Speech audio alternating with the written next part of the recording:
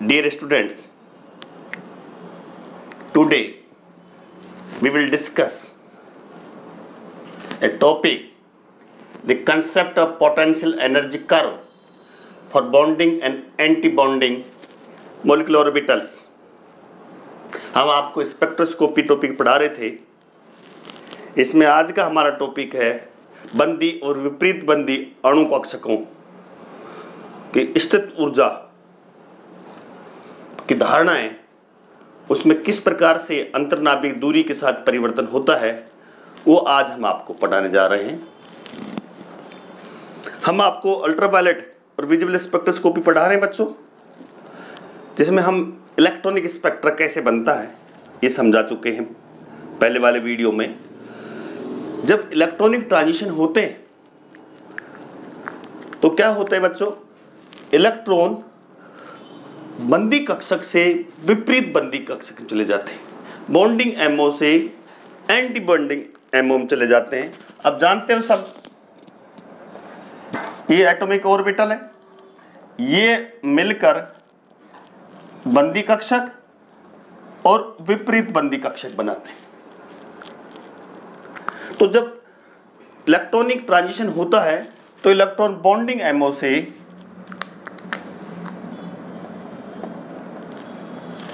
Anti bonding ammo में चले जाते हैं, इलेक्ट्रॉनिक ट्रांजिशन, जिसके परिणाम स्वरूप हमें क्या मिलता है, इलेक्ट्रॉन स्पेक्ट्रा प्राप्त होता है। इलेक्ट्रॉन स्पेक्ट्रा के बैंड चौड़े होते हैं क्योंकि उसमें वाइब्रेशनल रोटेशनल ट्रांजिशन की सूक्ष्म संरचनाएं प्राप्त होती है। आप पहले बता चुका था मैं, जो ये बैंड बनते हैं चौड़े बैंड बनते हैं, जिसमें वाइब्रेशनल रोटेशनल की भी सूक्ष्म संरचनाएं बनती हैं। क्योंकि इलेक्ट्रॉनिक ट्रांजिशन होता है तो वाइब्रेशन रोटेशन ट्रांजिशन भी होता है। माना अणु एक ऊर्जा स्तर से निम्न ऊर्जा स्तर से उच्च ऊर्जा स्तर में जा रहा है। यहां हम मान लीजिए अणु E0 से E' में जा रहा है, अर्थात बंदी अणु कक्षक से विपरीत बंदी अणु कक्षक में जा रहा है। जैसा कि हमने आपको डायग्राम से दिखा रखा है, बंदी अणु कक्षक, विपरीत बंदी अणु कक्षक, निम्न ऊर्जा स्तर, उच्च ऊर्जा स्तर में अणु संक्रमित होता है।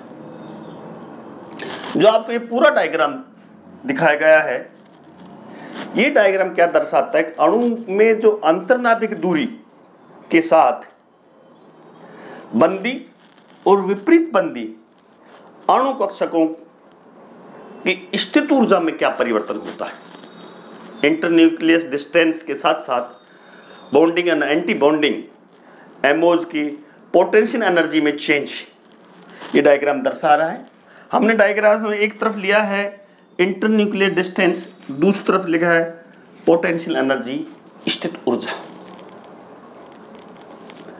बच्चों ये जो कर्व आपको हमने दिखा रखा है डायग्राम में, ये मोर्स कर्व कहलाते हैं। कौन से कर्व कहलाते हैं? मोर्स वक्र कहलाते हैं। इन वक्रों में हम बता चुके अणु की अंतर्नाभिक दूरी में जो परिवर्तन बंदी और अणु कक्षक और विपरीत बंदी अणु कक्षक की स्थित ऊर्जा में जो परिवर्तन है उनको प्रदर्शित कर रहा है। ध्यान दीजिए, अब हम डायग्राम चित्र ए दिखा रहे हैं आपको। इस चित्र में बंदी अणु कक्षक, विपरीत बंदी अणु कक्षक, मतलब निम्न ऊर्जा स्तर, उच्च ऊर्जा स्तर, दोनों की अंतर्नाभिक की दूरी बराबर है। दूसरा डायग्राम देखिए चित्र।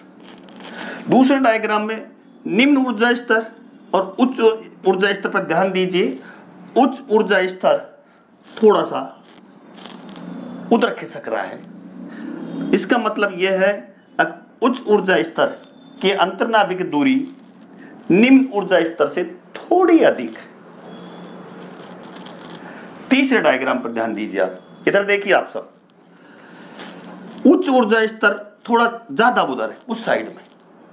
इसका मतलब है उच्च ऊर्जा स्तर की अंतर्नाभिक की दूरी निम्न ऊर्जा स्तर से ज्यादा अधिक है, दूर है। तो ये डायग्राम इस प्रकार ये चीज दर्शा रहे हैं।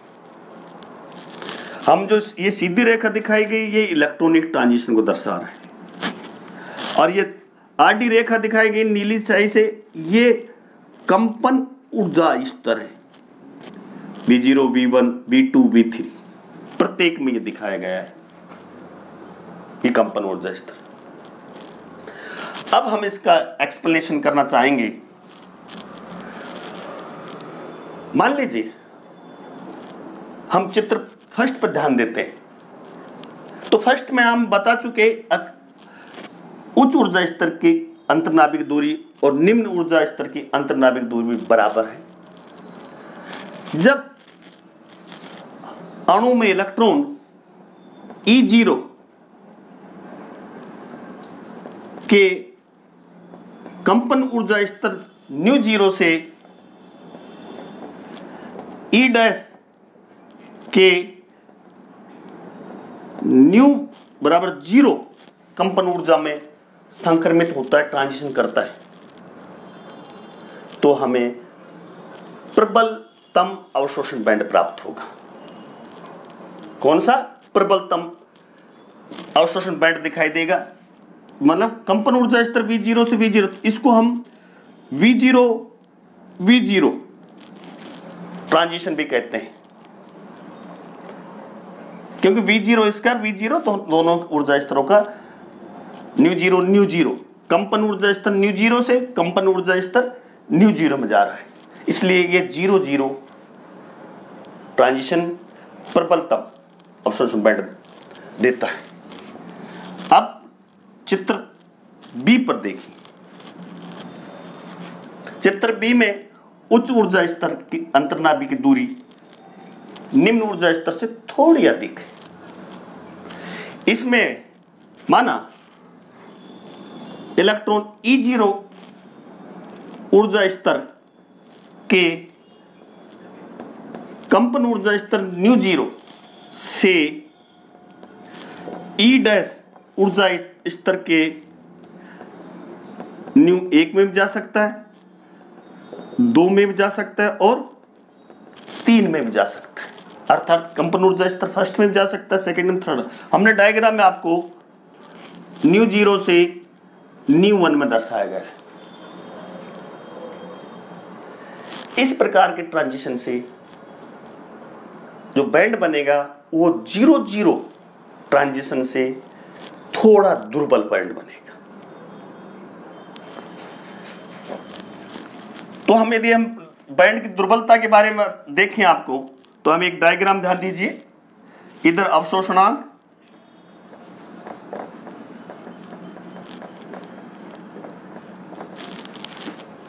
तो ये बैंड दिखाई देंगे, इस प्रकार के बैंड दिखाई देंगे। मतलब ये प्रबलतम बैंड 0, उससे दुर्बल 0, 1 और उससे दुर्बल 0, 2 ट्रांजिशन। तो प्रबलतम बैंड किससे बना? जिसमें दोनों ही ऊर्जा स्तरों की अंतर्नाभिक दूरी समान होती है, यानी चित्र 1 से। इसके दुर्बलतम बैंड बना, इससे 0 से दुर्बल बैंड बना। अब बात आती है तीसरे डायग्राम की। ध्यान दीजिए इधर, तीसरे डायग्राम में उच्च ऊर्जा स्तर की अंतर्नाभिक दूरी निम्न ऊर्जा स्तर से ज्यादा अधिक है, मतलब ये दूर है। इस दूर के कारण से हम अणु को उच्च ऊर्जा के रेडिएशन डालने पड़ेंगे, अणु पर उच्च ऊर्जा के रेडिएशन डालेंगे, जिससे अणु का विघटन हो जाता है, अणु परमाणुओं में विभक्त हो जाता है। क्योंकि उच्च ऊर्जा स्तर की बहुत ज्यादा दूर है और निम्न ऊर्जा स्तर कम है इससे, तो इसके लिए हम अणु को उच्च ऊर्जा की रेडिएशन डालेंगे तो अणु का क्या हो जाता है, विघटन हो जाता है, परमाणु विभक्त हो जाता है और हमें सतत बैंड दिखाई देता है। कंटिन्यूस बैंड एक बनता है, वो हमें दिखाई देता है। देखिए कंटिन्यूस बैंड क्या है,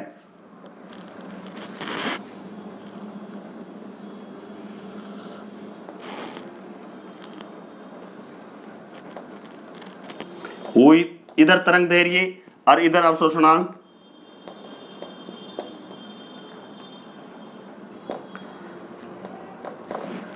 जो कंटिन्यूस बैंड बनेगा वो इस शेप में लगातार, जिसको हम, ये कंटिन्यूस बैंड है, इसको आप डार्क क्षेत्र घोषित कर सकते हैं, दिखा सकते हैं।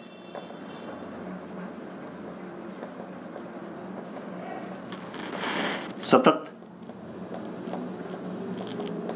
अवशोषण बैंड या बैंड कंटिन्यूस बैंड बनेगा।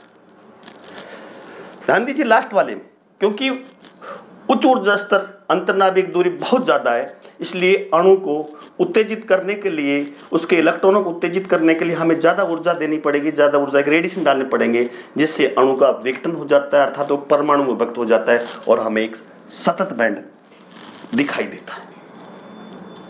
तो ये बच्चों, स्टूडेंट्स, हमने आपको किस तरह से जो बॉन्डिंग और एंटी बॉन्डिंग अणु कक्षकों के पोटेंशियल एनर्जी डायग्राम आपको दिखाए, किस प्रकार से परिवर्तन होते हैं। आप क्लियर पोजीशन देख लीजिए। फर्स्ट डायग्राम, दो बंधित विपरीत बंधित दोनों अणु कक्षकों की ऊर्जा समान है और अंतर्नाभिक दूरी समान है। इसमें एंटी बॉन्डिंग अर्थात उच्च ऊर्जा स्तर, अंतर्नाभिक दूरी निम्न ऊर्जा स्तर से अधिक है और इसमें तो उच्च ऊर्जा स्तर की अंतर्नाभिक दूरी निम्न ऊर्जा स्तर से ज्यादा अधिक है। तो इसमें सबसे प्रबलतम बैंड बनेगा जो हमने 0-0 बैंड दिखाया है। इसमें 0-0 से दुर्बल अवशोषण बैंड बनेगा और उससे ज्यादा यदि ν2 में चला जाता है तो उससे भी दुर्बल बैंड दिखाई दे रहे हैं। यह आपको पीक से समझाया गया था। तो ये था आज का टॉपिक्स। मैं प्रोफेसर रामानंद यादव,